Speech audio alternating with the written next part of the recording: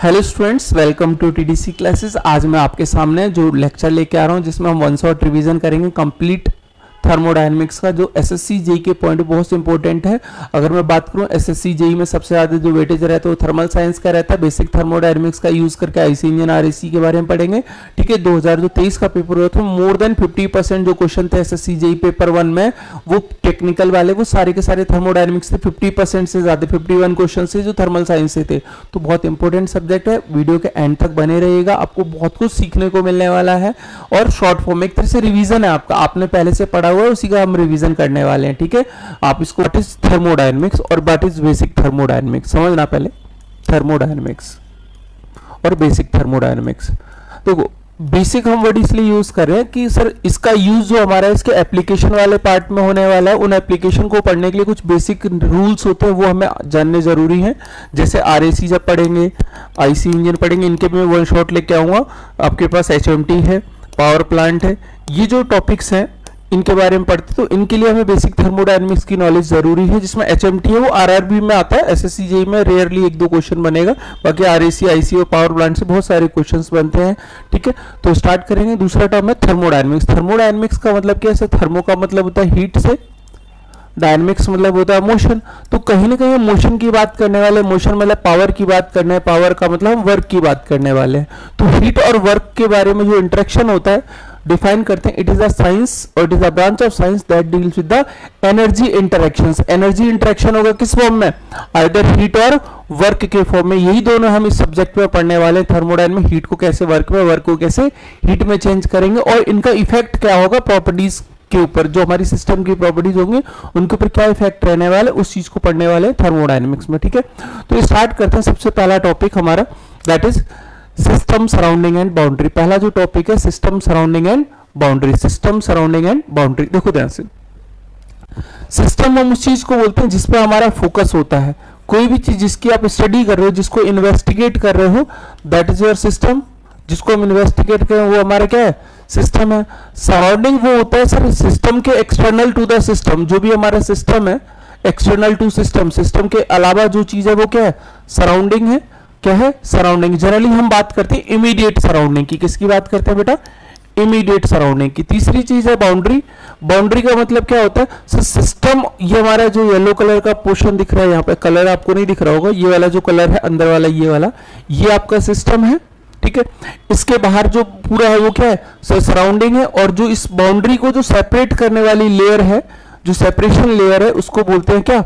Separation layer को बोलते हैं क्या? Boundary.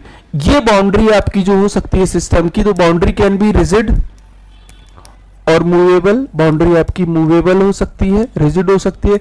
It can be real और इट कैन बी इमेजिनरी। ये हमें याद रखना है। ठीक है, अच्छा बात करते हैं सर सिस्टम और सराउंडिंग को अगर एक साथ लिखते हैं तो उसके लिए टर्म यूज है यूनिवर्स। यूनिवर्स का मतलब होता है सिस्टम प्लस सराउंडिंग, दोनों को ऐड करते हैं तो उस चीज को क्या बोलते हैं? यूनिवर्स बोलते हैं। फटाफट आपको बस इन चीजों को याद करते हुए मेरे साथ साथ चलना है और वीडियो के एंड तक बने रहना, आपको बहुत कुछ इन्फॉर्मेशन मिलने वाली है। यहाँ पे हम क्वेश्चंस भी साथ साथ में करेंगे। जैसे एसएससी जेई का जो क्वेश्चन आया हुआ है वही उठा लिया। Sir define the thermodynamics, SSC JE का क्वेश्चन पूछा हुआ है, क्वेश्चन पूछ रहा है, डेफिनेशन पूछ रहा है। तो क्या बोल रहे हैं? It deals with the dynamics under thermal conditions. नहीं, it is a science which deals with the work done. सिर्फ अकेले वर्क के लिए बात नहीं करती, ये बात भी गलत है। It is a science which deal the relation between work and properties. Work and properties नहीं सर, वर्क और हीट के बीच में रिलेशन की बात करते हैं, रिलेशन बिटवीन द हीट और वर्क का। उसके बाद प्रॉपर्टीज ऑफ सिस्टम पे क्या इफेक्ट डालता है, इंटरनल एनर्जी है, प्रेशर है, टेम्परेचर, उन पे क्या इफेक्ट डालता है। तो the correct definition is it is a science which deals with the relation between heat, work and properties of system. तो आप अगर आपको हल्का सा डेफिनेशन भी पता है तो एसएससी जेई का आया क्वेश्चन बहुत आसानी से कर सकते हो। अब बस बेसिक मेरे साथ बने रहिएगा बीच बीच में। ठीक है, नेक्स्ट बात करते हैं सर जो सिस्टम होते हैं जिसमें हमारा फोकस होता है, जिस चीज की स्टडी करते हैं, उसको 3 तरह से क्लासिफाई किया जाता है। एक होता है क्लोज सिस्टम, एक होता है ओपन सिस्टम, एक आइसोलेटेड सिस्टम। ओपन सिस्टम को कई बार हम कंट्रोल वॉल्यूम भी बोल देते हैं, कंट्रोल वॉल्यूम बोल देते हैं ओपन सिस्टम को, ये याद रखना, सीवी से डिनोट होगा कहीं पे। कंट्रोल वॉल्यूम का मतलब क्या है? ओपन सिस्टम है। सर क्लोज सिस्टम वो होता है जहां पे मास का इंटरेक्शन नहीं होता, मास का इंटरेक्शन नहीं होता, सिर्फ क्या होता है? एनर्जी का इंटरेक्शन होता है। एग्जाम में क्वेश्चन कैसे पूछेगा? कोई एग्जांपल देगा आपको, बोलेगा which of the following example is an isolated system या क्लोज सिस्टम है ओपन सिस्टम। तो जहां पे मास का इंटरेक्शन नहीं होगा वो हमारे लिए क्लोज सिस्टम होगा, जहां पे मास और एनर्जी दोनों का इंटरेक्शन होगा वो हमारे लिए ओपन सिस्टम होगा। ओपन सिस्टम क्या है सर? ओपन सिस्टम वो जहां पे मास हीट का ट्रांसफर भी हो रहा है, हीट का ट्रांसफर भी हो रहा है, ये हमारा हीट है, हीट का ट्रांसफर भी रेड कलर से हीट दिखाया हुआ है, और जो ब्लू कलर से वो मैटर दिखाया हुआ है, मैटर मतलब मास दिखाया हुआ है। सेम चीज जब क्लोज सिस्टम की बात करते हो, क्लोज सिस्टम में क्या होता है सर? क्लोज सिस्टम में जब बात करते हो तो यहाँ पे हीट की बात करते हैं, हीट मतलब एनर्जी का ट्रांसफर होगा, तो ऐसे सिस्टम को क्लोज सिस्टम। आइसोलेटेड सिस्टम वो सिस्टम होता है जहाँ पे ना ही मास का इंटरेक्शन होता है ना ही एनर्जी का। क्वेश्चन पूछेगा सर इसका एग्जांपल क्या सर? इसका एक एग्जांपल है यूनिवर्स, आपके ऑब्जेक्टिव में पूछा हुआ है अलग अलग एग्जाम में, तो आपको याद रखना है universe is the example of an isolated system. और क्या बोल सकते हैं सर? जो इंसुलेटेड थर्मस फ्लास्क होता है उसको भी क्या बोलते हैं? Isolated system. ठीक है, आगे बढ़ते हैं। नेक्स्ट चीज, जितनी चीजें हम ज्यादा डिस्कस कर सकते हैं उतनी ट्राई करूंगा क्वेश्चन करने की। नेक्स्ट है, इसमें क्वेश्चन पूछा हुआ है an open system is one in which. Open system क्या है? ओपन सिस्टम बताया था जहां पे मास का ट्रांसफर भी हो सकता है, एनर्जी का। मास डज नॉट क्रॉस, ये बात गलत है। नाइदर मास नो एनर्जी, ये भी गलत है। Both energy and mass cross the boundaries of the system, बिल्कुल सही बात है, C option is the correct answer. SSC JEE के क्वेश्चन है जो मैंने उठाए हैं। ठीक है, आगे बढ़ते हैं। नेक्स्ट पूछता है properties of system. Properties of system हम बात करते हैं कोई भी ऐसी चीज या कोई भी कंडीशन जो किसी भी सब्सटेंस की, किसी ऑब्जेक्ट की, किसी मैटर के बारे में उसको डिस्क्राइब करे, उसकी कंडीशंस के बारे में बताए कि वो कैसी है, उसकी कैरेक्टरिस्टिक्स को बताए, उन सबको क्या बोलते हैं? प्रॉपर्टीज। तो बेसिकली प्रॉपर्टीज को हम दो तरीके से डिफाइन करते हैं, एक होता है इंटेंसिव प्रॉपर्टी, एक होता है एक्सटेंसिव प्रॉपर्टी। इंटेंसिव प्रॉपर्टीज वो होती हैं जो मास पे डिपेंड नहीं करती, इंडिपेंडेंट ऑफ मास यहाँ लिखा हुआ है। इंटेंसिव का मतलब होता है इंडिपेंडेंट ऑफ मास, और extensive property that depends on the mass of the system. ठीक है, तो जैसे प्रेशर है, प्रेशर इंडिपेंडेंट हो, तो आपको ये एग्जांपल याद रखना है। प्रेशर है, टेम्परेचर है, डेंसिटी है, कंसंट्रेशन है, मेल्टिंग पॉइंट है, बॉइलिंग पॉइंट है, ये मास पे डिपेंड नहीं करेगा। जैसे बॉइलिंग पॉइंट की बात करूं, मतलब वाटर वो है आपके यार 100 ml वाटर हो या 1000 ml वाटर हो, दोनों के लिए बॉइलिंग पॉइंट या मेल्टिंग पॉइंट क्या होगा? सेम होगा। तो क्वांटिटी पे मैं डिफाइन नहीं करेगा, मतलब मास के इंडिपेंडेंट है, मास कम रखो या अगर को उससे फर्क नहीं पड़ेगा। तो आपको जस्ट एग्जांपल में, एग्जाम में क्या क्वेश्चन बनता है, अक्सर इससे क्वेश्चन पूछा जाता है। क्वेश्चन कैसा बनेगा? 4 एग्जांपल देगा, उसमें से 3 दे देगा इंटेंसिव के, एक एक्सटेंसिव बोलेगा which of the following is not intensive property. तो आपको जस्ट आइडेंटिफाई करना है। एक्सटेंसिव में क्या क्या है सर? मास है, वॉल्यूम है, इंटरनल एनर्जी है। एनर्जी वाले जितने टर्म है, चाहे एंथैल्पी हो, एंट्रोपी हो, एनर्जी हो, गिब्स एनर्जी हो, सारे क्या है आपके एक्सटेंसिव प्रॉपर्टीज है। इसमें एक चीज याद रखना क्या सर? कभी भी एक्सटेंसिव प्रॉपर्टी को, ध्यान सुनना, कभी भी हम एक्सटेंसिव प्रॉपर्टी को एक्सटेंसिव से डिवाइड करते हैं, एक्सटेंसिव को एक्सटेंसिव डिवाइड करते हैं, हमेशा आपको इंटेंसिव प्रॉपर्टी मिलेगा। जैसे एग्जाम इंटेंसिव मिलेगा हमेशा, जैसे मास एक्सटेंसिव है, वॉल्यूम में एक्सटेंसिव है, इसको डिवाइड करोगे तो डेंसिटी मिलेगी जो कि इंटेंसिव है। कैसी है? इंटेंसिव है।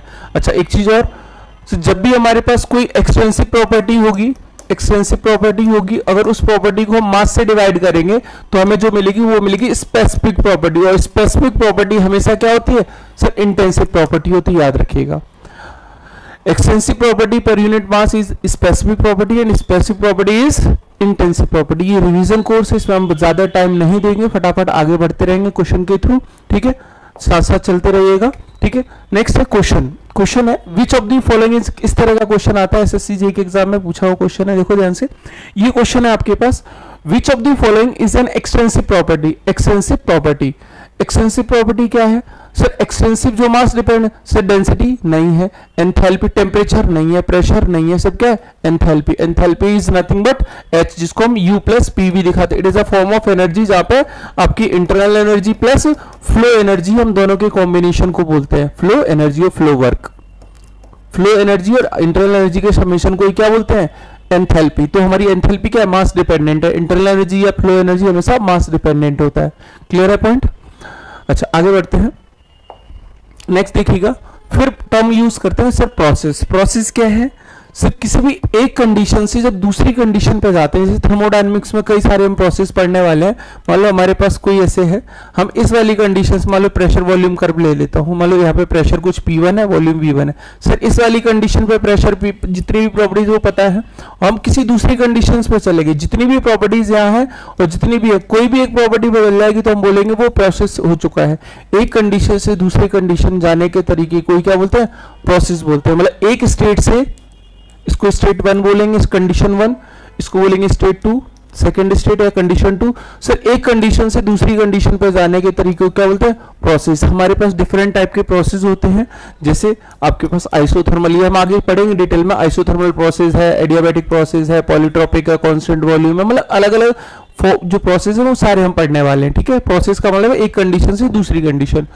जैसे क्वेश्चन है, अब जैसे यहाँ पे सिंपल सा क्वेश्चन है, ये क्वेश्चन के थ्रू मैं समझा देता हूँ। यहाँ पे कई सारे एग्जांपल हैं, जैसे in thermodynamics system a process in which volume remains constant. Sir volume जो कांस्टेंट रहता है उस प्रोसेस का नाम क्या है? सर कांस्टेंट वॉल्यूम को हम बोलते हैं आइसोमेट्रिक। क्या बोलते हैं? आइसोमेट्रिक, या इसी का दूसरा नाम होता है आइसोकोरिक। कांस्टेंट वॉल्यूम को क्या बोलते हैं सर? आइसोकोरिक। कांस्टेंट वॉल्यूम को क्या बोलते हैं? आइसोकोरिक। पहचानना कैसे? जब भी क्वेश्चन में आपको रिजिड वर्ड मिले, रिजिड कंटेनर, रिजिड वेसल मिलेगा, रिजिड वेसल का मतलब ही है क्या, वो आइसोकोरिक है। कांस्टेंट वॉल्यूम है तो कांस्टेंट वॉल्यूम को रिजिड वेसल कंटेनर से भी डिफाइन होता है। आइसोकोरिक भी बोल सकते हैं, आइसोमेट्रिक भी बोल सकते हैं।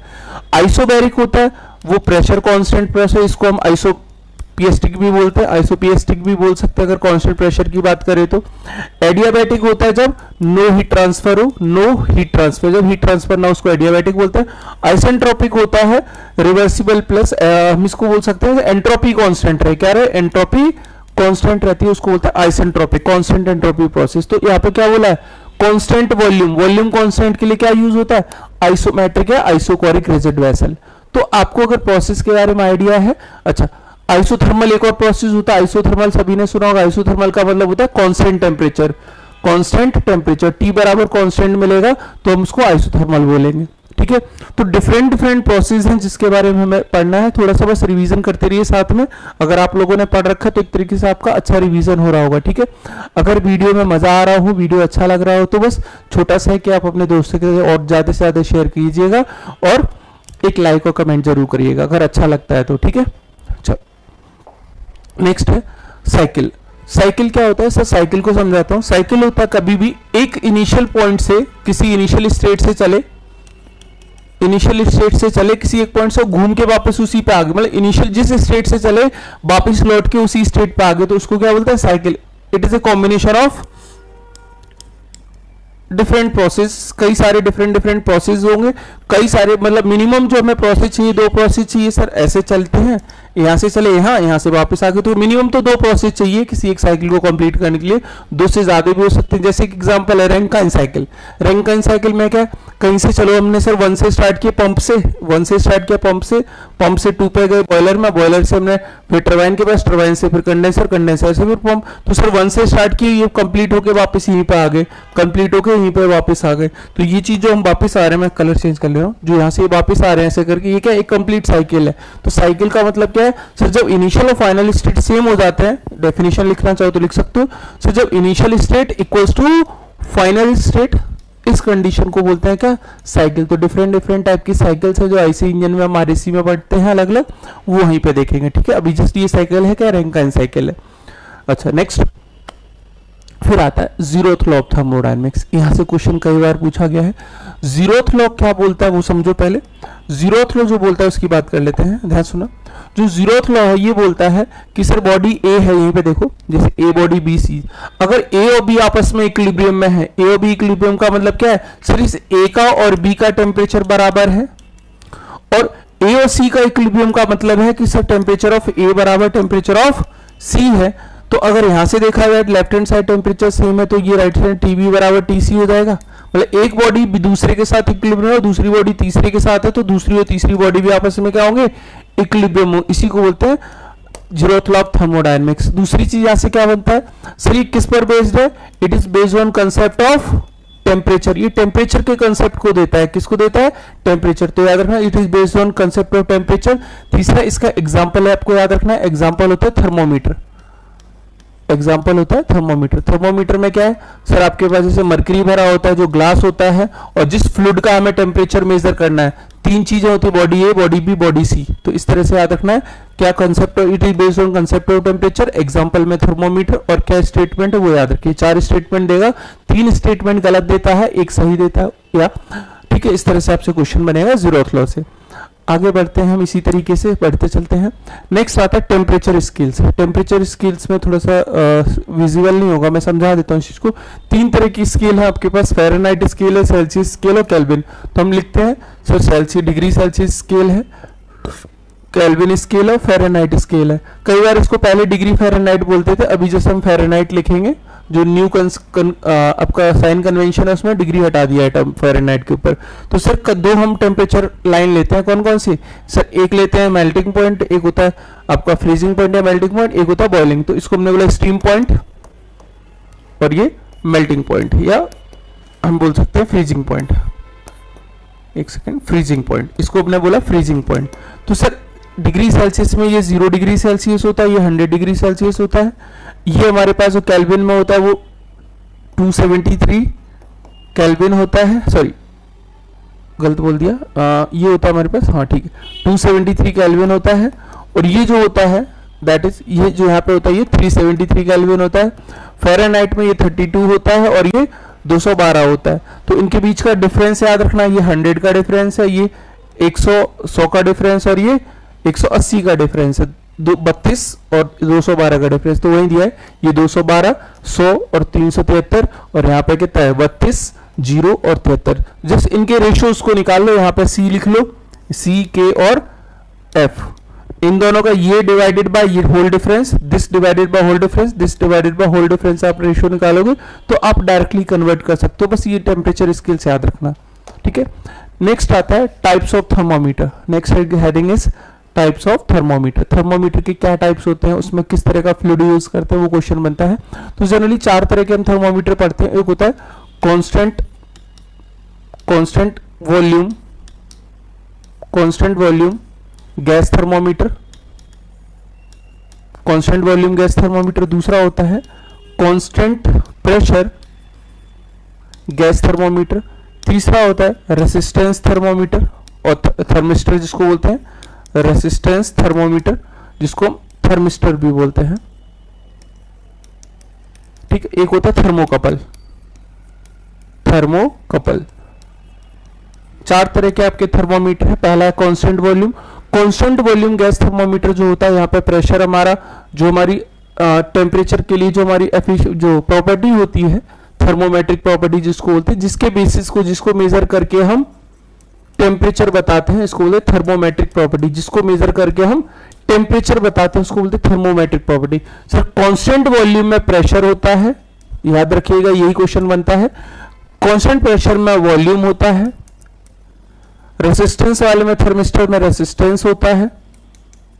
रेसिस्टेंस बढ़ रहा है, डिक्रीज हो रहा है, कितना चेंज हो रहा है, उसको मेजर करके हम टेम्परेचर बताते हैं। Last one is thermocouple. Thermocouple जो होता है वो आपका जो होता है वो ईएमएफ पर बेस्ड होता है, वोल्टेज पर बेस्ड होता है। ईएमएफ है पोटेंशियल डिफरेंस या वोल्टेज इसको बोल सकते हो, इस पर बेस्ड होता है। इसमें सीसॉ इफेक्ट होता है, सी बैक इफेक्ट हम यूज करते हैं।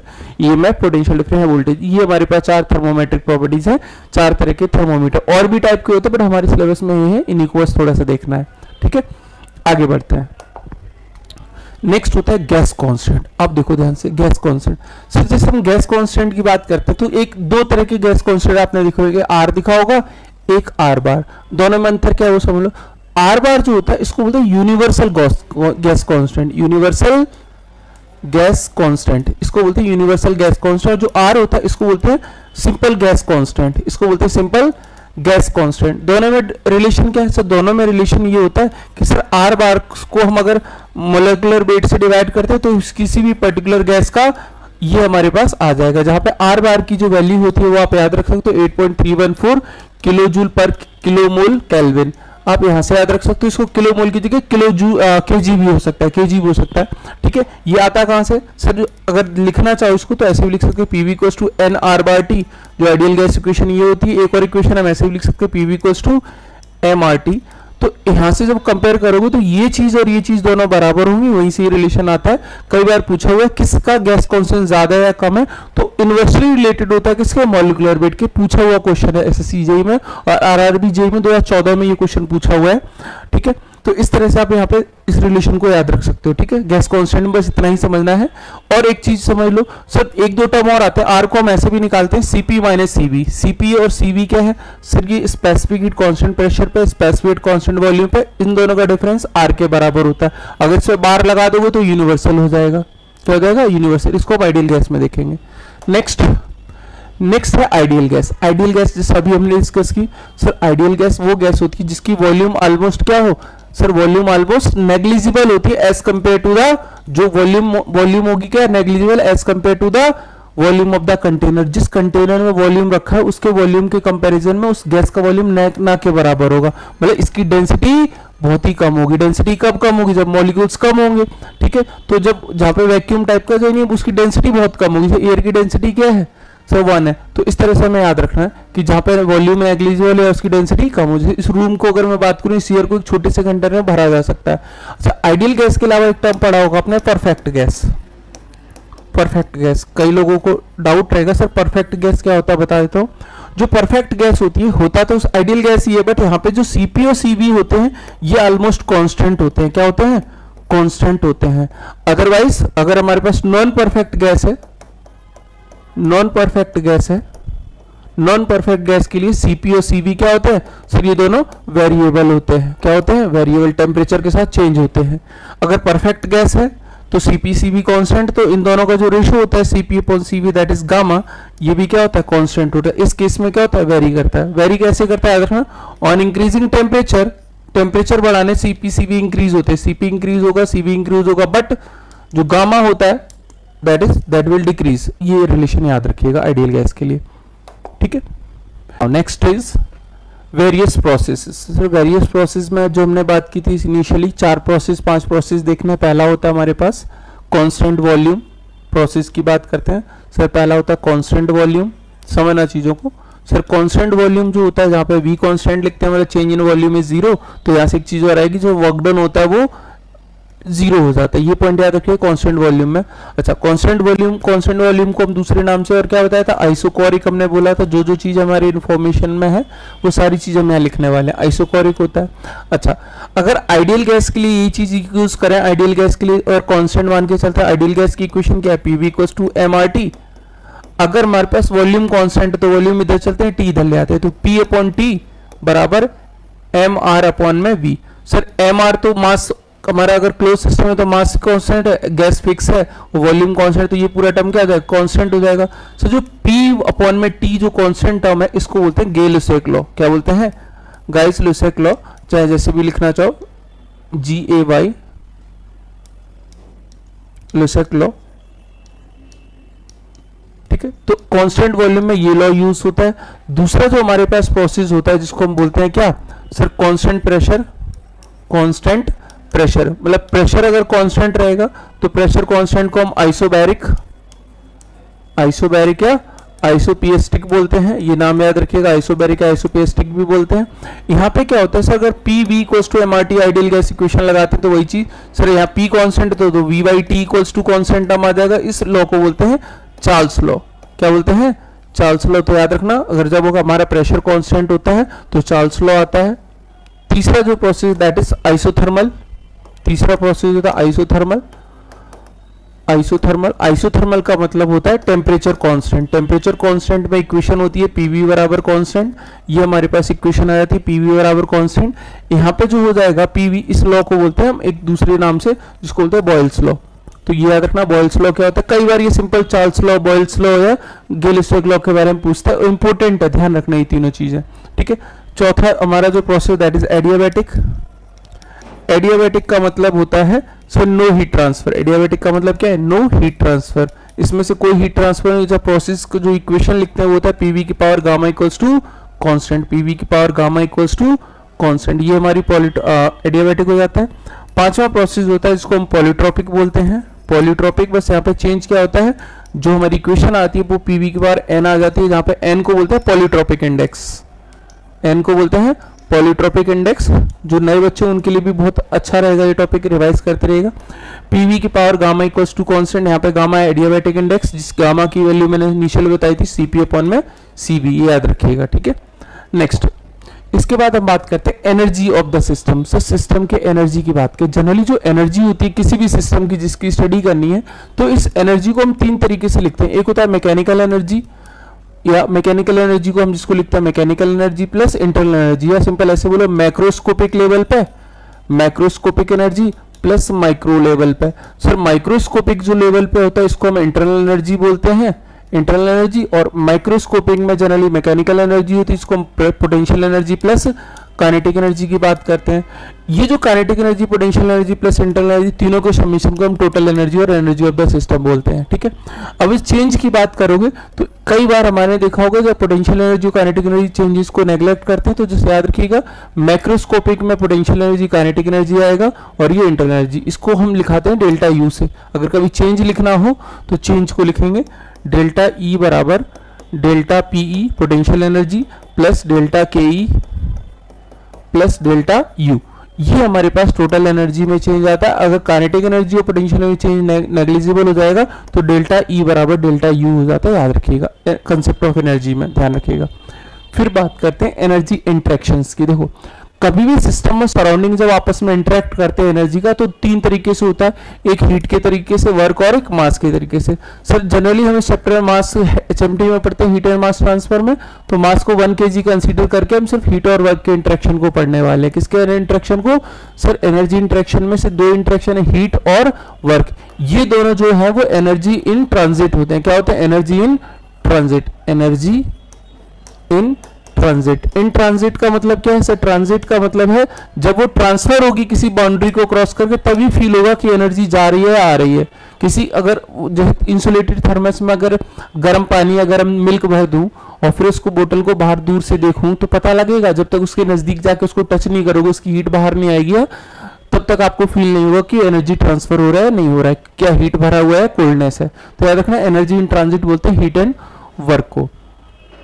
नेक्स्ट हम बात करते हैं work on PV diagram. Sir work on PV diagram से पहले जो डिफरेंट प्रोसेस उनके लिए वर्क देख लेते हैं फटाफट, तब पीवी डायग्राम पे आते हैं। देखो जनरली जो ओपन क्लोज सिस्टम होता है, मैं समझा देता हूं यहाँ पे, थोड़ा शॉर्ट में लिखते हैं। सर क्लोज सिस्टम के लिए जो वर्क डन होता है वो लिखते हैं इंटीग्रेशन पीडीवी। इंटीग्रेशन एक जनरलाइज फॉर्मूला है, किसके लिए सर? रिवर्सिबल के लिए। किसके लिए? रिवर्सिबल प्रोसेस के लिए। अच्छा प्रोसेस में मैंने एक चीज बताना भूल गया था, रिवर्सिबल इरिवर्सिबल। रिवर्सिबल वो प्रोसेस होते हैं जिनको अगर मैं रिवर्स बैक करने की कोशिश करूं तो जो भी इक्विलिब्रियम कंडीशन जाते समय जो चेंजेस हुए थे वो वापस आते समय वापस से रिवर्स बैक हो जाएंगे, ठीक है। हर एक इक्विलिब्रियम पॉइंट हमेशा मिलेगा, ठीक है। अच्छा इंटीग्रेशन पीडीवी ये हमारा क्लोज सिस्टम के लिए, तो यहाँ पे अलग अलग प्रोसेस होते हैं, मैंने अभी 4-5 प्रोसेस बताए हैं तो लिख लेते हैं फटाफट।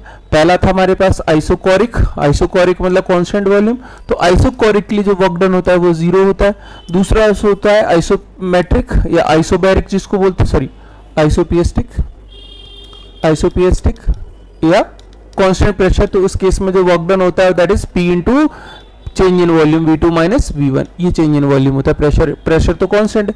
तीसरा होता है आइसोथर्मल, आइसोथर्मल के लिए आप याद रख सकते हो सर, आइसोथर्मल के जो वर्क डन हो जाएगा that is P1 V1 ln V2 upon में V1, ठीक है, ये आइसोथर्मल के लिए है।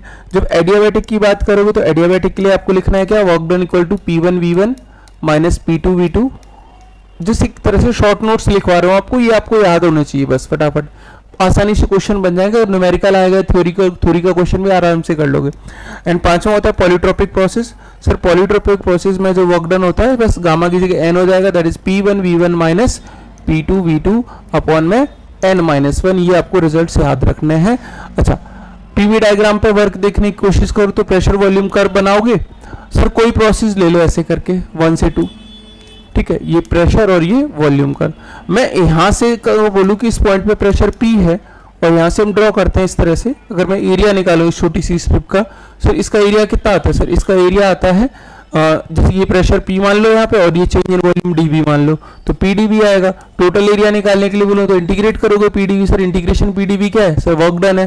तो हम ये बोल सकते हैं कि area under PV diagram, area under PV diagram is equals to the total work during the process. Total work total work, जो भी हमारा टोटल वर्क होगा पर्टिकुलर प्रोसेस में उसके नीचे का एरिया निकाल देना। एग्जाम्पल में एग्जाम में क्वेश्चन कैसे बनेगा, मान लो कोई ऐसे साइकिल दे दे, बोले ऐसे साइकिल दे, बोला इस वाले प्रोसेस 1 से 2 में कितना वर्क डन होगा, तो इस 1 से 2 के नीचे का कंप्लीटली आप एरिया कैलकुलेट कर दोगे, आपको आंसर मिल जाएगा।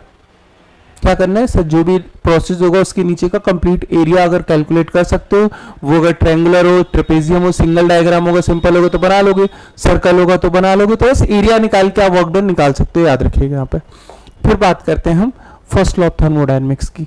Sir first law of thermodynamics cycle के लिए भी डिफाइन होता है और प्रोसेस के लिए। साइकिल के लिए भी होता है, that is total work done equals to total heat transfer, net work done is equal to the total heat transfer for a complete cycle through the cycle। और इसमें जो किसी भी चेंज इन प्रॉपर्टी की बात करोगे, जैसे चेंज इन प्रॉपर्टी की बात करेंगे किसी भी साइकिल में, change in property in a cycle is 0। किसी भी साइकिल में चेंज इन प्रॉपर्टी की बात करो, साइकिल में इनिशियल और फाइनल से सेम, तो चेंज इन प्रॉपर्टी हमेशा 0 आएगा, ठीक है। तो यहाँ पे sigma W equals to sigma Q, यानी अगर मैं कोई साइकिल लिख रहा हूं तो उसमें ये कहने का मतलब है सर 1 से 2 प्रोसेस, 2 से 3 जितने भी प्रोसेस होंगे, हर एक प्रोसेस का टोटल वर्क डन, हर एक प्रोसेस का टोटल वर्क डन, हर एक प्रोसेस का टोटल हीट ट्रांसफर, दोनों का समीशन बराबर होगा। दूसरा आता है सर प्रोसेस के लिए इसी लॉ को हम लिखते हैं, प्रोसेस के लिए कैसे लिखते हैं वो देखो, प्रोसेस के लिखते हैं सर डेल क्यू, इसको लिखते हैं del Q minus del W equals to D U. यहाँ पे डेल और डी यू में अंतर समझना, ये हमारा एग्जैक्ट डिफरेंशियल है, ये दोनों, ये सिंबल क्या लिखा है, इनएग्जैक्ट डिफरेंशियल। इनएग्जैक्ट का मतलब होता है सर इसको हम ऐसे नहीं लिख सकते Q1 माइनस Q2, ये हम नहीं लिख सकते डेल Q, ये गलत चीज है। हाँ डेल U का मतलब जरूर लिख सकते हैं U2 माइनस U1, ये लिख सकते हैं, बट ये चीज नहीं लिख सकते, तो ये इसका मतलब होता है इनएग्जैक्ट। ये सिंबल होता है डेल का, डिफरेंशिएशन का, इनएग्जैक्ट डिफरेंशियल, ये एग्जैक्ट डिफरेंशियल है। तो ये हमारा फर्स्ट लॉ कहता है। तो फर्स्ट लॉ में क्या है सर, साइकिल के लिए नेट हीट बराबर नेट वर्क डन या नेट वर्क बराबर नेट हीट ट्रांसफर। प्रोसेस के लिए जाओगे तो किसी पर्टिकुलर प्रोसेस के लिए नेट चेंज इन हीट, और इसको सिंपली फॉर्म में हम ऐसे लिख सकते हैं Q minus W equals to delta U, ये भी आप याद रख सकते हो। बस ये याद रखना, ये दोनों कैसे इनएग्जैक्ट डिफरेंशियल है, मतलब पाथ फंक्शंस है, ये दोनों क्या है, पाथ फंक्शन है, पाथ डिपेंडेंट है। Heat and work our path dependent, because मैंने अभी जस्ट लिखा है अलग अलग पाथ के थ्रू अलग अलग वर्क डन आता है, अलग अलग रास्ते के थ्रू अलग अलग वर्क डन आता है, तो ये आपको जस्ट याद रखना है, ठीक है। नेक्स्ट आगे बढ़ते हैं हम, फटाफट चलेंगे। जैसे अच्छा एक क्वेश्चन आ गया फर्स्ट लॉ का, हाँ फर्स्ट लॉ में ये क्वेश्चन आ गया, इसको थोड़ी देर में करेंगे, आएगा तो मैं समझाता हूँ, पहले यहाँ पे ये है एक क्वेश्चन। हाँ first law of thermodynamics is based on, first law of thermodynamic is based on, first law of thermo based on sir joules law पे होता है, principle of conservation of mass होता है, कंजर्वेशन ऑफ एनर्जी होता है, zeroth law. Sir zeroth law तो अपने आप में एक लॉ है, ठीक है, जूल्स लॉ की बात नहीं करते। प्रिंसिपल कंजर्वेशन मानी सर, कंजर्वेशन ऑफ मास हम बात नहीं करते, किसकी बात करते हैं, कंजर्वेशन ऑफ एनर्जी की। तो याद रखना the principle of conservation of energy, मतलब नेट हीट ट्रांसफर और नेट वर्क डन, वो क्या है सर, एनर्जी कंजर्व होगी, एक फॉर्म से दूसरे फॉर्म में कन्वर्ट होती है, ठीक है। तो ये हमारा क्या कंजर्वेशन ऑफ एनर्जी को बताता है फर्स्ट लॉ, ठीक है। नेक्स्ट एक क्वेश्चन और है, consequences of first law. Sir consequence का मतलब होता है परिणाम, कंसिक्वेंस का मतलब क्या होता है, परिणाम। तो कंसिक्वेंस क्या है सर, फर्स्ट लॉ से हमें वर्क डन पता है कि सर वर्क डन क्या पाथ फंक्शन, तो हमारे लिए हीट के लिए आता है कि जो हीट होता है heat transfer is a path function, यहाँ से हमें निकल के आता है रिजल्ट, कंसिक्वेंस का रिजल्ट्स, तो heat is a path function, ये भी हमें समझ आता है, heat transfer is a path function. दूसरा एनर्जी जो होगी, एनर्जी जो होती है दैट इज अ, एनर्जी जो हमारे पास होगी वो आइसोलेटेड सिस्टम के लिए, एनर्जी ऑफ आइसोलेटेड सिस्टम वो कांस्टेंट होती है, energy of isolated system is constant होगी। अच्छा किसी भी साइकिल के लिए जो चेंज इन प्रॉपर्टी होगा, चेंज इन प्रॉपर्टी होगा किसी भी साइकिल के लिए वो 0 होगा फॉर साइकिल, ये भी लिख सकते हो यहाँ पे। और लास्ट वन इज PMM1, तीसरा क्या है PMM1, perpetual motion machine of first kind. Sir perpetual motion machine of first kind का मतलब क्या है, कोई भी ऐसा डिवाइस नहीं बना सकते, मैं दिखा रहा हूँ ये रहा हमारे पास PMM1। सर कोई ऐसा डिवाइस जो सिर्फ बिना किसी इनपुट के आपको आउटपुट देता रहे, मैं डायग्राम नहीं दिख रहा हूँ, मैं चेंज कर ले रहा हूँ कलर, मैं ये बोल रहा हूँ कोई आपके पास डिवाइस है, ये हमारा PMM1 है, PMM1 है, और ये कंटिन्यूसली आपको वर्क दे रहा है, क्या दे रहा है, वर्क, बिना किसी इनपुट के अगर कोई डिवाइस वर्क देता है उसको बोलते हैं PMM1, क्या बोलते हैं PMM1, उसको बोलते हैं PMM1। क्लियर रहेगा PMM1। अच्छा यहाँ पे साथ में और लिख रखा है PMM2, क्या लिखा हुआ है PMM2, perpetual motion machine of second kind, second law of thermodynamics को वायलेट करने वाली मशीन है। क्या कि सर सिंगल रिजर्वायर से आपको वर्क देता रहेगा, जितना हीट सप्लाई करोगे उतना वर्क देगा, मतलब जितना अगर ये 100 दिया तो ये भी 100 देगा, मतलब 100% एफिशिएंसी, जो कि इम्पॉसिबल है, ये भी इम्पॉसिबल है। PMM1 हमारा फर्स्ट लॉ को वायलेट करता है, PMM2 हमारा सेकंड लॉ को वायलेट करता है। सर फर्स्ट लॉ क्या कहता है? सर फर्स्ट लॉ ये बोलता है, ध्यान सुनो सर, फर्स्ट लॉ ये बोलता है सिग्मा Q बराबर सिग्मा W, ऐसे बोलता है। सर यहाँ वर्क तो मिल रहा है, ये नॉन जीरो और ये जीरो है, बिना किसी इनपुट के वर्क मिल सकता है क्या? नहीं मिल सकता। अगर ऐसा डिवाइस किसी ने बना दिया सर बिना किसी इनपुट के आपको वर्क मिलता है, उसको बोलते हैं PMM1, ठीक है। तो जैसे क्वेश्चन यहाँ पे था, अभी फिर से आएगा क्वेश्चन, देख लो इसको। ये क्वेश्चन था, the machine which violate the first law of thermodynamics is known as, वो मशीन जो फर्स्ट लॉ को वायलेट करती है उसको क्या बोलते हैं? Sir PMM1, perpetual motion machine of first kind, perpetual motion machine of first kind. Perpetual का मतलब होता है एवरलास्टिंग, हमेशा चलने वाला, कभी ना रुकने वाला, एवरलास्टिंग जो हमेशा चलता रहे, कभी ना रुके, that is everlasting, perpetual motion machine is everlasting, ठीक है। नेक्स्ट आगे बढ़ते हैं। नेक्स्ट देखो हीट इंटरेक्शन। हीट इंटरेक्शन का मतलब क्या है? सर वर्क हमने बताया, वर्क के बारे में। ऐसे हीट इंटरेक्शन के लिए भी हमारे पास पांचों प्रोसेस के लिए फॉर्मूले होते हैं, वो हमें फटाफट याद रखने। क्या सर? हीट इंटरेक्शन जो टेम्परेचर डिफरेंस की वजह से जो हीट का इंटरेक्शन होता है उस एनर्जी को हीट इंटरेक्शन बोलते हैं। जैसे पहला अगर मैंने बोला आइसोथर्मल, सिंपली पहले बात करते हैं आइसो कांस्टेंट वॉल्यूम से, किससे? Constant volume. सर कोई प्रोसेस अगर कांस्टेंट वॉल्यूम होगा तो जो वहां पे कांस्टेंट वॉल्यूम पे हीट होती है दैट इज mCVdT लिखेंगे। सर जब कांस्टेंट प्रेशर की बात करोगे, कांस्टेंट प्रेशर की बात करो तो QP जो होता है दैट इज mCPdT लिखते हैं, याद रखते चलिएगा। तीसरा, ये दूसरा है, तीसरे की बात करते हैं कौन सा? आइसोथर्मल की। तीसरे के लिए हम लिखते हैं आइसोथर्मल। आइसोथर्मल का मतलब है कांस्टेंट, एक सेकेंड, आइसोथर्मल। सर आइसोथर्मल का मतलब क्या होता है? Temperature constant. तो यहाँ पे जो Q आइसोथर्मल होता है वो सेम होता है जो वर्क डन होता है P1 V1 ln V2 upon V1। ये जो हमारे पास है V2 अपॉन में V1, ये जो फॉर्मूला है यही हमारे के लिए था वर्क डन, तो इसको हम W आइसोथर्मल भी बोल सकते हैं। वर्क डन ड्यूरिंग आइसोथर्मल और हीट ट्रांसफर दोनों बराबर होते हैं, ये पॉइंट याद रखिए, कई बार पूछा गया है। चौथा होता है एडियाबैटिक। सर एडियाबैटिक का मतलब भी होता है नो हीट ट्रांसफर, तो एडियाबैटिक में Q बराबर क्या हो जाएगा? 0। एंड पांचवा होता है दैट इज पॉलीट्रोपिक, जिसको आपको याद रखना है। पॉलीट्रोपिक में जो Q पॉलीट्रोपिक होता है that is gamma minus n upon में gamma minus 1 into W polytropic. W polytropic निकाल के, मतलब वर्क डन जो पॉलीट्रोपिक था वो निकाल के आप Q पॉलीट्रोपिक निकाल सकते हैं, ठीक है। जैसे ये डायरेक्टली रिजल्ट याद रखिएगा। ये पांचों रिजल्ट किसके? हीट इंटरेक्शन के, अलग अलग प्रोसेस के लिए आपको याद होने चाहिए, ठीक है। स्पीड से चलेंगे हम थोड़ा सा। नेक्स्ट है हीट इंटरेक्शंस फॉर, मैंने ये चीज बता दिया, heat interaction for various process मैंने उसी पेज पे बता दिया, पांचों चीजें आपको, ठीक है। नेक्स्ट आते हैं क्वेश्चन है, क्वेश्चन पे आ जाता है। क्वेश्चन है आपके पास, in a non flow, non flow process का मतलब क्या है? Sir close system. Non flow का मतलब क्लोज सिस्टम, अगर फ्लो प्रोसेस होता है तो ओपन सिस्टम की बात करते हैं। Work transfer from the system is, अच्छा वर्क और हीट के लिए याद रखना। सर ये हमारा सिस्टम है, लेट सपोज ये सिस्टम है। सिस्टम को हम अगर वर्क सप्लाई करते हैं तो हमेशा नेगेटिव होगा, जब वर्क हमें अब बाहर मिलेगा तो हमेशा पॉजिटिव होगा। सेम चीज अगर हीट के लिए लिखोगे तो हीट में क्या होता है? सिस्टम, अगर सिस्टम को सप्लाई करेंगे Q तो पॉजिटिव होगा, अगर सिस्टम हमें हीट बाहर देगा तो Q नेगेटिव होगा। सिस्टम से हमें मिलेगा तो नेगेटिव, हम सिस्टम को सप्लाई करेंगे तो पॉजिटिव। वर्क केस में उल्टा, ये साइन कन्वेंशन है। अब क्वेश्चन पढ़ते हैं, work transfer from the system is, sir system से वर्क बाहर जा रहा है कितना? 30 किलो जूल। सर ये क्या होगा? सर माइनस होगा, ये W क्या होगा? नेगेटिव होगा। सर बाहर जा रहा है, एक सेकेंड, सॉरी प्लस होगा, दैट इज प्लस हो जाएगा। लिखा हुआ है transfer from the system is 30 kilo joule. Work transfer system से बाहर जा रहा है, सिस्टम हमें दे रहा है, मतलब प्लस होगा, 30 होगा, ठीक है। दूसरा, heat received by the system is 90 kilo joule. Heat received by the system is, heat हम सप्लाई कर रहे हैं, क्या कर रहे हैं? सप्लाई कर रहे हैं, हीट इज सप्लाइड। तो हम फॉर्मूला लिखते हैं Q minus W equals to delta U। तो सर Q कितना है? 90, और ये कितना है? W 30, 90 माइनस 30, और क्या हो रहा है? हीट इज सप्लाइड, यहाँ से आ जाएगा हमारे पास, कुछ गड़बड़ कर रहे हैं क्या? The work transfer from the system is, work transfer from the system is, work हमें मिल रहा है, वर्क हमें सिस्टम से मिल रहा है, तो हम इसको सॉल्व करेंगे तो यहाँ पे क्या आ जाएगा? ये आ जाएगा डेल्टा U, तो ये आ जाएगा कितना? 90 माइनस 30 60, आंसर इज 60, 60 दे रखा है, बी ऑप्शन हो जाएगा। ठीक है, नेक्स्ट क्वेश्चन चलते हैं। नेक्स्ट क्वेश्चन है फ्री एक्सपेंशन। फ्री एक्सपेंशन का मतलब क्या है? सिर्फ बिना किसी रेसिस्टेंस के जब कोई चीज एक्सपेंड होती है, मतलब नॉर्मली जैसे कंटेनर है, मान लो ये जो कंटेनर है, मैं इसको कलर चेंज कर ले रहा हूँ 1 सेकेंड।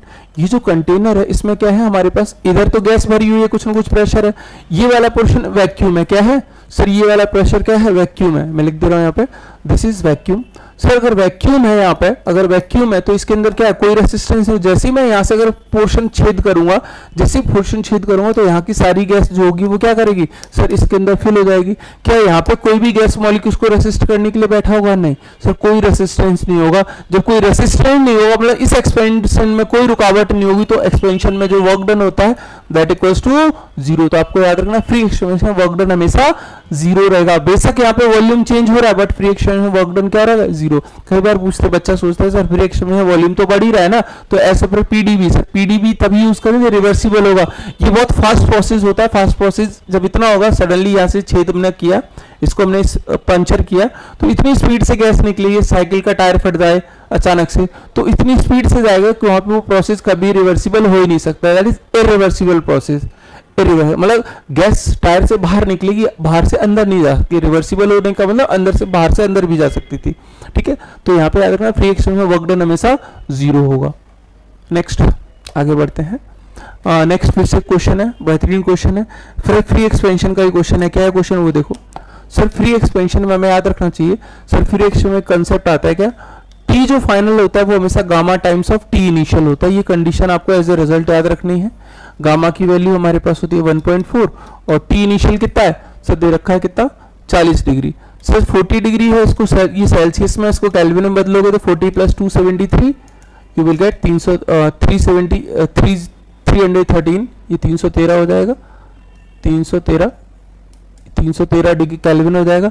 मल्टीप्लाई करो 313 से, इसको सॉल्व करोगे तो ये जनरली कितना आएगा, 4 14 ये 42 2 14 एकम 14 और 4 48 14 42 43 438.2। इसमें से ये हमारा किस में आएगा सर, केल्विन में आएगा। आंसर पूछा डिग्री सेल्सियस में, तो यहाँ से माइनस कर दो 273। जैसे 273 माइनस करो यू विल गेट 165.2।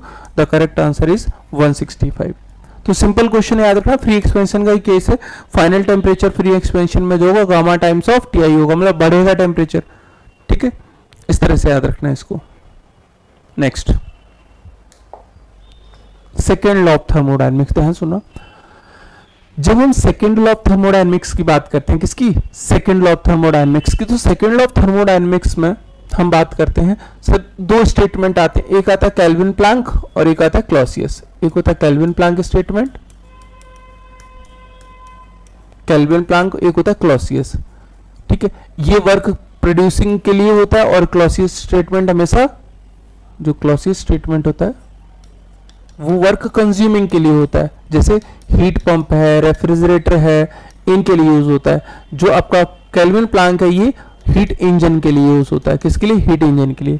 तो सर सेकेंड लॉ क्या है सर, ये बताता है डायरेक्शन के बारे में। बेसिकली ये क्या बताता है, डायरेक्शन के बारे में बताता है। किसके बारे में बताता है, डायरेक्शन के बारे में। तो इसको हम कई बार डायरेक्शनल लॉ भी बोलते हैं। क्या बोलते हैं, डायरेक्शनल लॉ। ठीक है, आगे बढ़ते हैं, नेक्स्ट क्वेश्चन देखते हैं। क्वेश्चन है, which of the following is not a statement of second law of thermodynamics? Which of the following is not a statement of the second law? Sir, principle of increase in entropy, Clausius statement, principle of conservation of energy और Planck constant. अभी just मैंने discuss किया Clausius statement, Kelvin Planck statement किसका है, second law का ही है। अच्छा, इंक्रीज ऑफ एंट्रोपी जिसको मैथ से दिखाती हैं, ये भी किसका प्रिंसिपल है सर, इसी का है। ये तीनों हमारे किसके हैं, इसी के। तो जो ये आंसर है that is conservation of energy, ये क्या है, first law.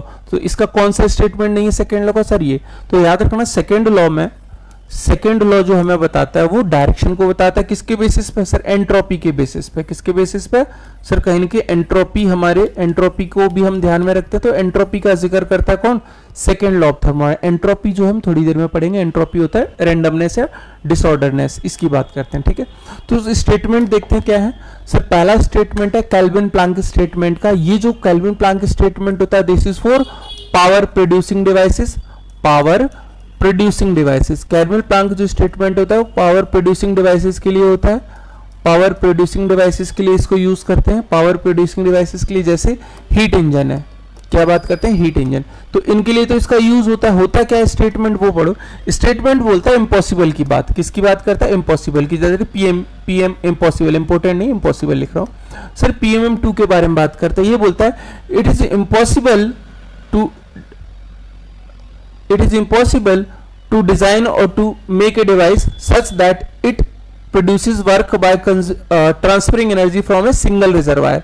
Sir single reservoir से वो आपको वर्क देता रहे without rejecting some heat into the surrounding. Single एक रिजर्वायर से वर्क ऑब्टेन करना इम्पॉसिबल है। इसी को बोलता है कौन, कैल्विन प्लैंक स्टेटमेंट। अगर ऐसा डिवाइस बन जाता है तो इसको बोलते हैं पीएमएम2। क्या बोलते हैं, perpetual motion machine of kind, second kind. तो पीएमएम2 अगर बना लिया है, किसको कहता है, सेकंड लॉ को, इम्पॉसिबल है। ठीक है, ये पीएमएम2 दैट इज क्या है सर, इम्पॉसिबल है। तो याद रखना ये इसके लिए।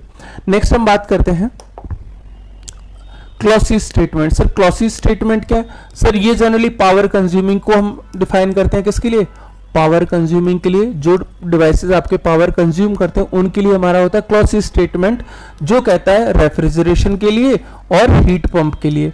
क्या कहता है कि सर किसी भी सिस्टम में लो टेम्परेचर से, लोअर टेम्परेचर को टीएल से दिखा रहा हूं, हाई टेम्परेचर को टीएच, ये बोलता है लो टेम्परेचर से हीट को हम हाई टेम्परेचर पे फ्लो कराना है, Q1 को Q2 पे, विदाउट एनी हीट इनपुट, या बिना किसी एक्सटर्नल हेल्प के हम इसमें लो टेम्परेचर से हाई टेम्परेचर पे हीट को ट्रांसफर नहीं कर सकते।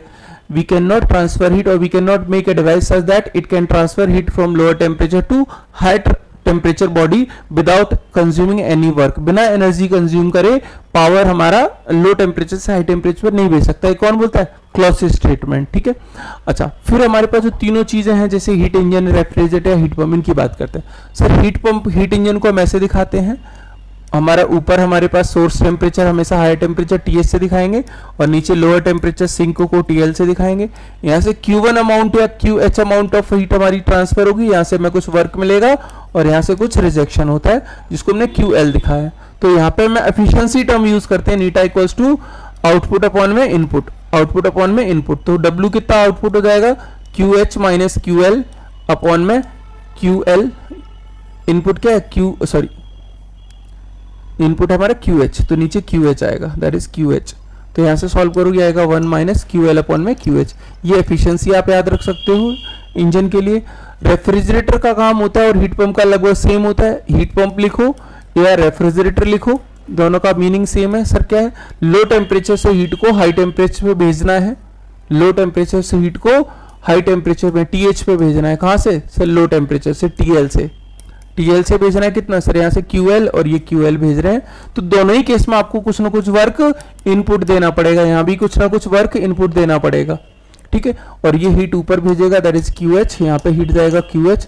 बस अंतर क्या है सर, जब रेफ्रिजरेशन की बात करते हैं तो वहां पे डिजायर्ड इफेक्ट हमारा ये हो जाता है, जब हीट पंप की बात करते हैं तो डिजायर्ड इफेक्ट QH हो जाता है। यहाँ पे एक टर्म डिफाइन करते हैं COP, मैं लिख देता हूँ COP होता है डिजायर्ड इफेक्ट अपॉन में work input, desired effect upon work input. जब हीट पंप की बात करो, डिजायर्ड इफेक्ट हमारा हाई टेम्परेचर पे जो हीट ट्रांसफर हुआ वो हो जाएगा, और जब रेफ्रिजरेटर की बात करेंगे तो लोअर टेम्परेचर पे जो हीट ट्रांसफर हो रहा है दैट इज QL हमारा डिजायर्ड इफेक्ट हो जाएगा। बस यहाँ से हम निकालते हैं कोएफिशिएंट ऑफ परफॉर्मेंस। आगे बढ़ते हैं, क्वेश्चन भी आएगा इससे रिलेटेड। अच्छा यही क्वेश्चन ही आ गया डायरेक्टली, हाँ देखो ध्यान से। A cyclic heat engine operates between a source temperature of 727, मतलब सोर्स टेम्परेचर का मतलब हाई टेम्परेचर आपको गिवन है, TH इज गिवन है 727 डिग्री सेल्सियस, इसको कन्वर्ट करोगे तो 1000 केल्विन आ जाएगा। लोअर टेम्परेचर कितना है 27 डिग्री सेल्सियस, इसको कन्वर्ट करोगे तो 300 केल्विन हो जाएगा। सर एफिशिएंसी जब निकालना है तो 1 माइनस TH अपॉन में TL अपॉन में TH, तो यहाँ से आ जाएगा 1 माइनस 300 अपॉन में 1000, 300 divided by 1000, just value put करो, you will get the answer as 0.7 और 70%, that is answer is 70%, A option. Maximum efficiency जो हो सकती है, मैक्सिमम एफिशिएंसी जब भी बात करोगे तो सर कार्नोट एफिशिएंसी ही हमारी मैक्सिमम एफिशिएंसी होती है, याद रख सकते हैं इस चीज को। ठीक है, क्वेश्चंस आप बहुत इजीली बना लोगे, बस आपको करना है क्या, ध्यान से पढ़ते हुए चलना क्वेश्चंस को। जैसे डेफिनेशन है, अच्छा ये क्वेश्चन अच्छा है, कोफिशिएंट ऑफ परफॉर्मेंस को हम एक और किस नाम से जानते हैं? कोफिशिएंट ऑफ परफॉर्मेंस को हम एनर्जी रेशियो के नाम से भी जानते हैं। एनर्जी क्या है सर? हीट इनपुट, जो वर्क इनपुट है वो भी हमारी एनर्जी है, और जो डिजायर्ड इफेक्ट है वो भी क्या है?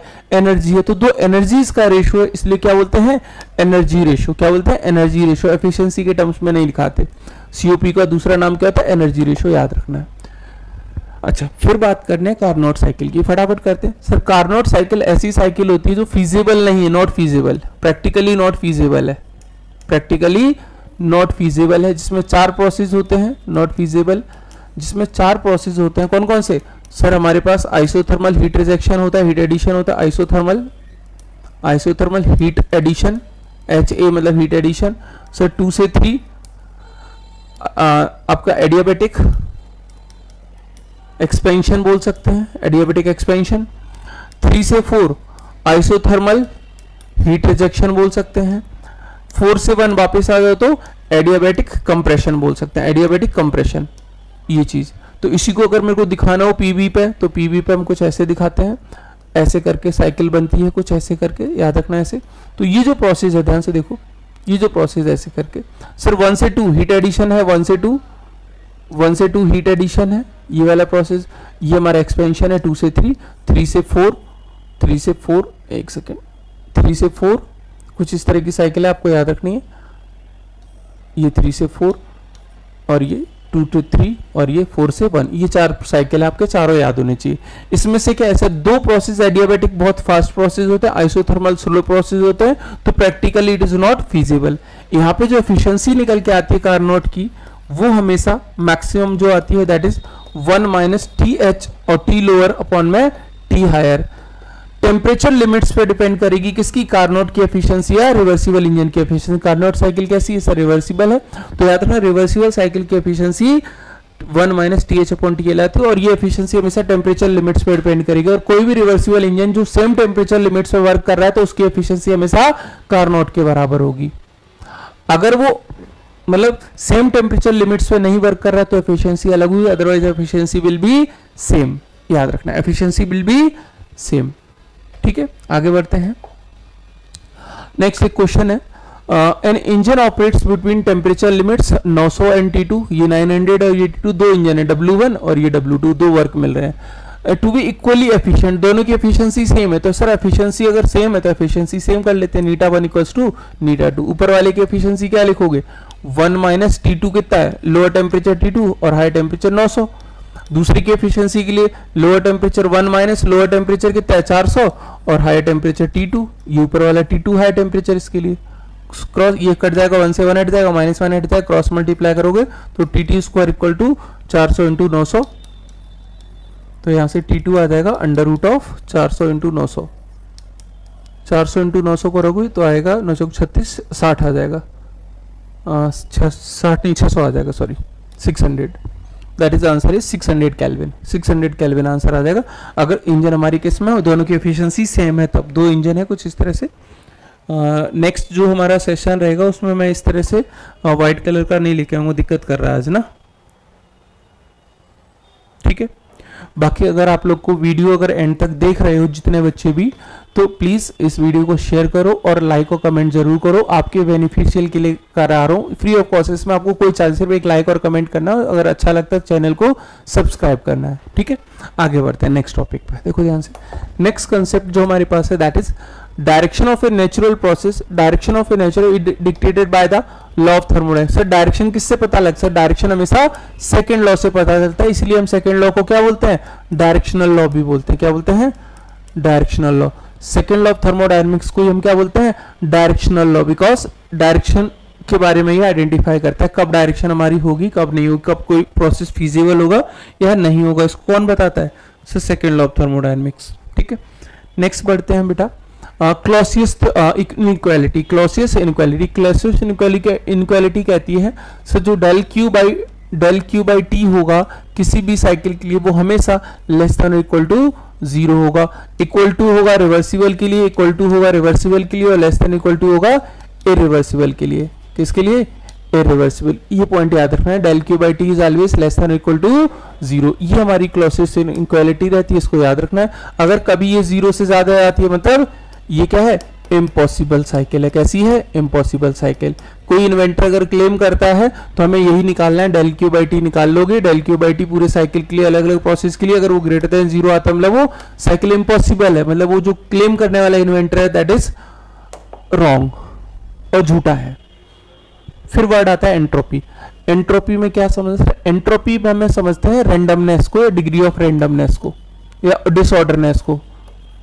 डिसऑर्डरनेस को एक एग्जांपल से दिखाता हूं। सर एंट्रोपी अगर ज्यादा होगी तो क्या इंडिकेट करेगी? सर एंट्रोपी इंडिकेट करेगी सर कहीं ना कहीं एफिशिएंसी को। अगर एंट्रोपी ज्यादा है तो एफिशिएंसी कम होगी। जैसे एग्जांपल देता हूं मैं, एग्जांपल समझो। लेट सपोज एक लाइब्रेरी है जिसमें अलग अलग सब्जेक्ट की अलग अलग किताबें रखी हुई हैं। अगर प्रॉपर एक ऑर्डर फॉर्म में रखी हुई तो आपसे बोले मैथ की किताब निकाल के लेके आओ या किसी दूसरे सब्जेक्ट की, तो आप आसानी से लेके आ सकते हो। लेकिन अगर मैं उन सारी किताबों को मिक्स कर दूं, एक ढेर लगा दूं और फिर बोलूं जाओ मेरे को मैथ्स की बीटेक 3rd सेमेस्टर की मेरे को मैथ्स की किताब निकाल के लाओ, ये बुक निकाल के लाओ, तो आपको क्या लगता है कि जो पहले आप 2 मिनट में किताब निकाल के ले या 5 मिनट में लेके आए, वो 1 घंटे में भी निकाल पाओगे? नहीं, बहुत टाइम लगेगा। मतलब अगर एंट्रोपी ज्यादा होगी, डिसऑर्डरनेस ज्यादा होगा, उथल पुथल ज्यादा होगी तो टाइम ज्यादा लगेगा, एफिशिएंसी आपकी कम होगी। तो एंट्रोपी इनडायरेक्टली इंडिकेट करता है एफिशिएंसी को। एंट्रोपी ज्यादा होगी तो एफिशिएंसी कम होगी। ठीक है, ये याद रखते हैं। सर एंट्रोपी में हमें क्या याद रखना है? 2 चीज समझना। एंट्रोपी को समझने से पहले यहाँ पे एंट्रोपी को और समझ लो। सर एंट्रोपी के लिए 2 फॉर्मूले हैं। सर जो चेंज इन एंट्रोपी जनरली हम चेंज निकालते हैं, क्या निकालते हैं? चेंज। तो जो चेंज इन एंट्रोपी आता है ds, वो हमेशा आता है क्या? Sir del Q by T ऐसे निकालेंगे। ये हम निकालते हैं किसके लिए? सर रिवर्सिबल के लिए हम ऐसे निकालेंगे डेल क्यू बाई टी। जब ये रिवर्सिबल के लिए है, जब इरिवर्सिबल प्रोसेस लिखोगे तो उसके लिए जो चेंज इन एंट्रोपी निकालोगे that is del Q by T plus delta S generation. Delta S generation ये हमेशा पॉजिटिव आता है, हमेशा पॉजिटिव आता है।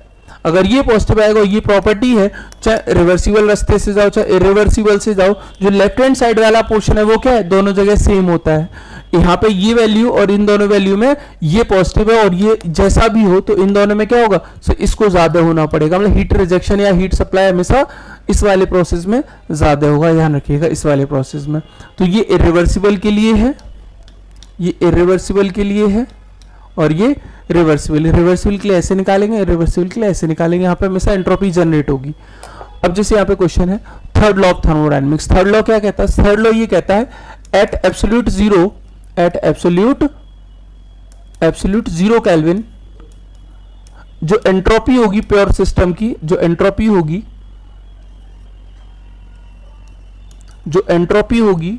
प्योर क्रिस्टल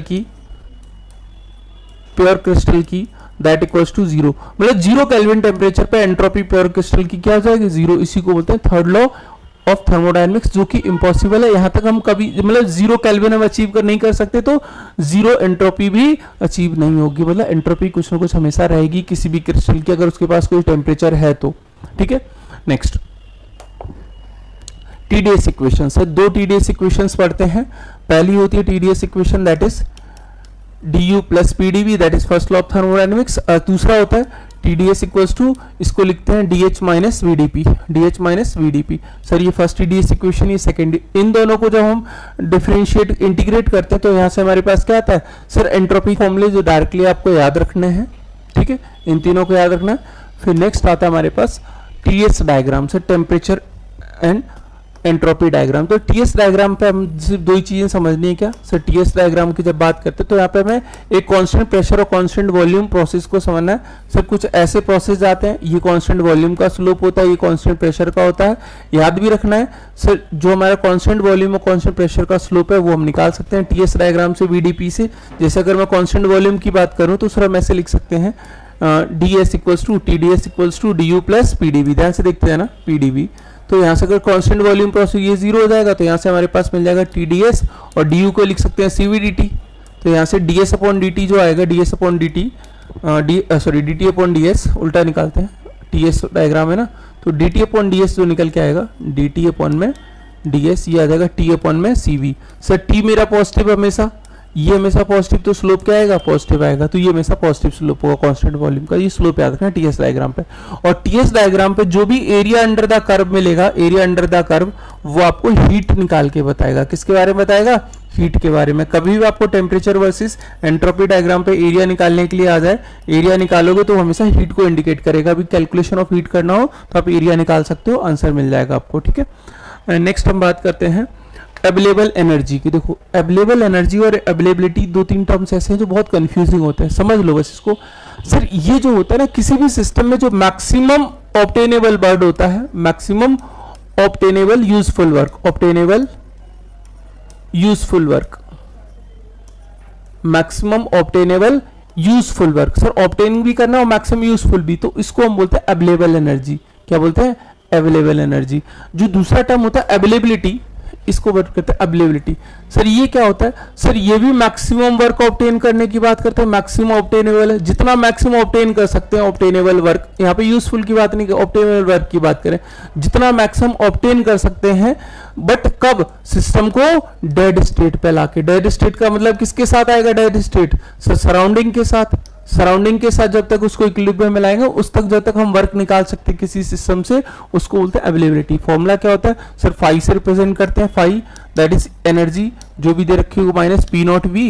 ये हमारे पास क्या है? पी नॉट वी और टी नॉट वी, ये हमारे सराउंडिंग की वजह से, एटमॉस्फेयर की वजह से, तो ये हमेशा इतना रेसिस्टेंस आएगा, ये फ्लो वर्क और ये माइनस टी नॉट एस, ये याद रखना है, ठीक है। नेक्स्ट अवेलेबिलिटी के बाद एक और टर्म आता है हमारे पास गाउस-स्टोडेला थ्योरम। ये इरिवर्सिबिलिटी के बारे में बताया था। सर इरिवर्सिबिलिटी है वो हमेशा T dot delta S universe होगा। डेल्टा एस यूनिवर्स क्या है? Entropy change of universe. Entropy change of universe जब भी निकालोगे तो ये हमेशा आएगी delta S system, delta S system plus delta S surrounding, delta S surrounding. ये आपको याद रखना है, जिस फॉर्मूले में रिवाइज करा रहा हूं आपके लिए, ठीक है। और इसी तरह से हम इसको खत्म करेंगे यहीं पे। अगर बात करें इसके अलावा भी अगर कोई डाउट्स रहते हैं तो आप मेरे को जस्ट कमेंट सेक्शन में कर सकते हैं।